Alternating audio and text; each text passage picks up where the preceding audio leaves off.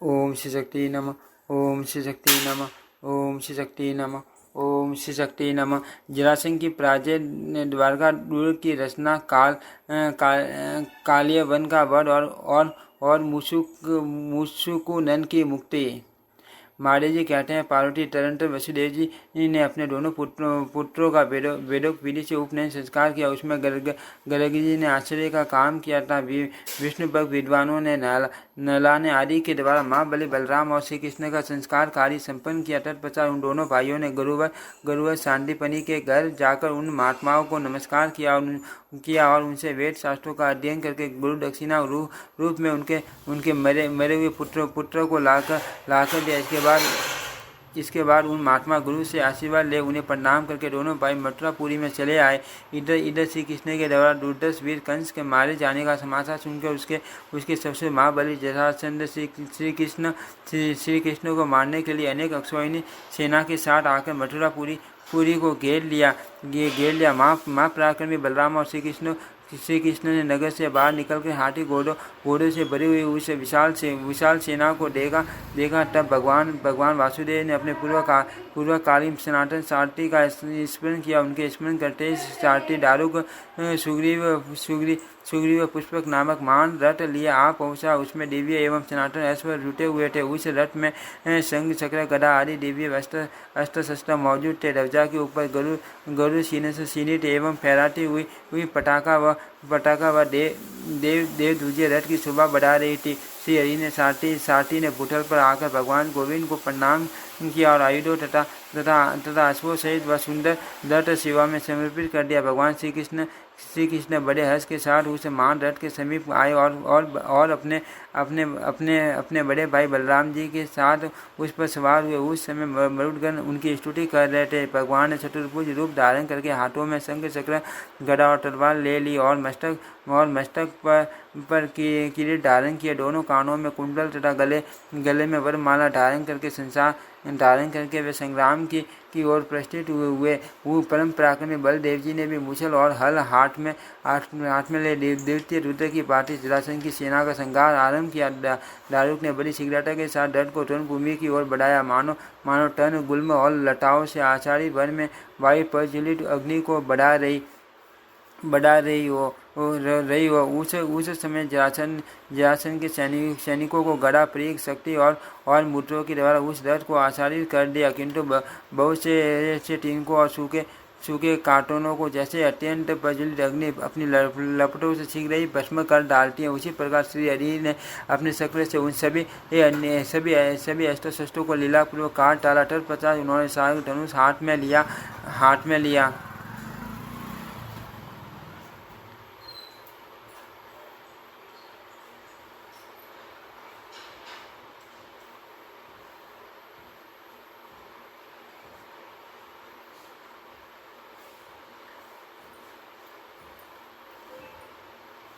और उससे छूटे हुए अक्षय एवं तीखे बाणों के द्वारा सारी सेना का संहार कर डाला। इसमें उनके कुछ भी आयास नहीं जान पड़ा। इस प्रकार क्षण भर में ही शत्रु की सारी सेना का विनाश करके यदुश्रेष्ठ भगवान मधुसूदन ने अपना पांचने शंख बजाया, जिसकी आवाज़ प्रलयकालीन वज्र की भीषण गर्जना को भी मार करती थी। शंखनाद सुनते ही शत्रु पक्ष महाबली योद्धाओं के हड्डे विदीर्ण हो गए।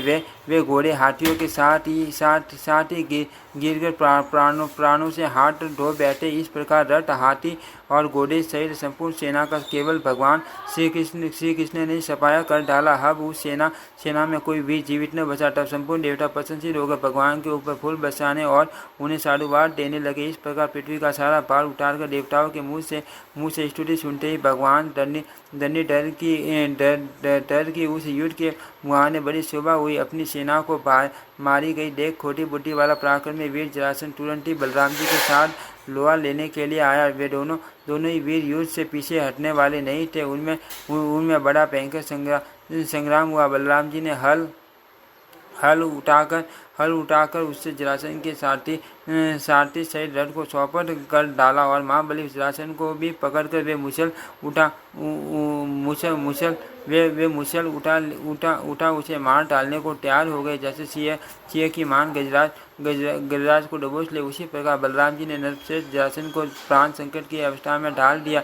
ये देख भगवान श्री कृष्ण अपने बड़े भाई बलराम जी से कहा, भैया इसका वध न कीजिए। इस प्रकार महाबली परमात्मा श्री कृष्ण ने जरासंध को छुड़वा दिया। श्री कृष्ण के कहने से अविनाशी वीर संकर्षण शत्रु को छोड़ दिया। इसके बाद वे दोनों भाई तट पर बैठकर मथुरापुरी में लौट आए। उधर जरासंध महापराक्रमी में काल्यवन के यहाँ गया। काल्यवन के पास बहुत बड़ी सेना थी। वहाँ पहुंचकर उसने वसुदेव के दोनों पुत्रों के पराक्रम का वर्णन किया।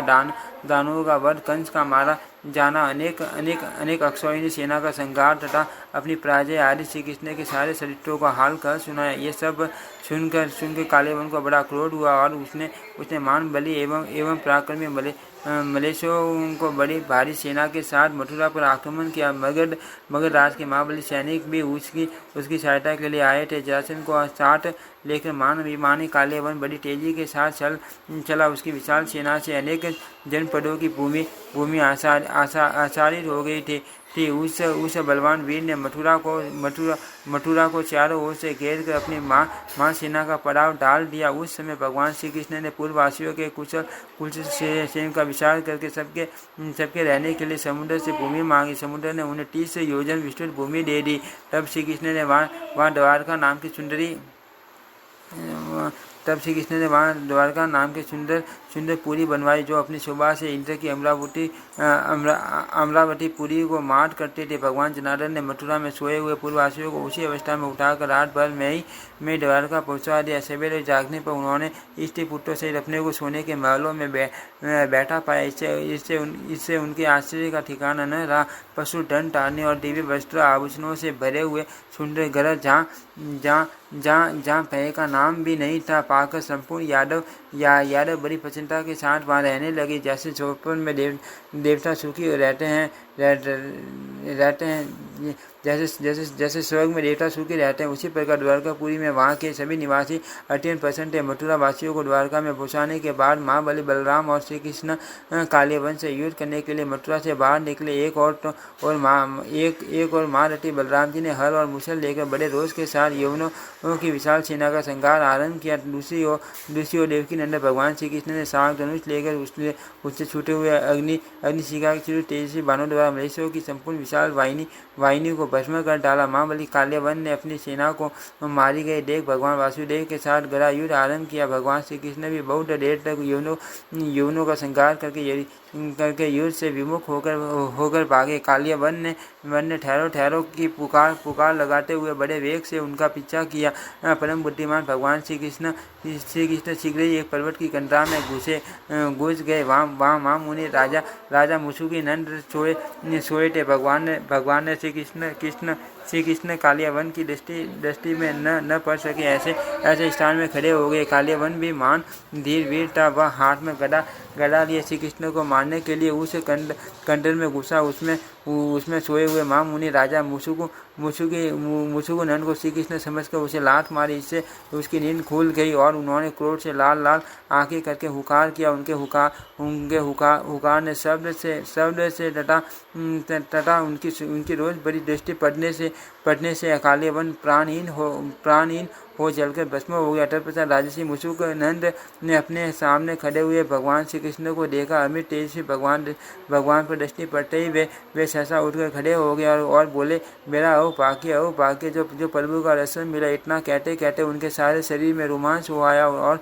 नेत्रों से आनंद के आंसू छलक आए। उन्होंने जय जयकार करके भगवान को बारंबार प्रणाम किया और स्तवन करते हुए कहा, परमेश्वर आपके दर्शन से मैं धन्य और करते हो गया। आज मेरा जन्म और जीवन दोनों सफल हो गए। इस प्रकार स्तुति करके उन्होंने गोविंद को पुनः बारंबार प्रणाम किया। इससे संतुष्ट होकर भगवान ने मुनि मुसुकुन से कहा, राजा से आप मनोवांछित वर मांगो। तब मुसुकुन ने भगवान से पुनरावृत्ति रहित मोक्ष के लिए प्रार्थना की। भगवान श्री कृष्ण ने उन्हें अपना सनातन दिव्यलोक प्रदान किया। परम बुद्धिमान राजा मुसुक नंद ने मानव रूप का परित्याग करके परमात्मा श्री हरि के समान रूप धारण कर लिया और गरुड़ पर आरूढ़ हो वे सनातन धाम में चले गए।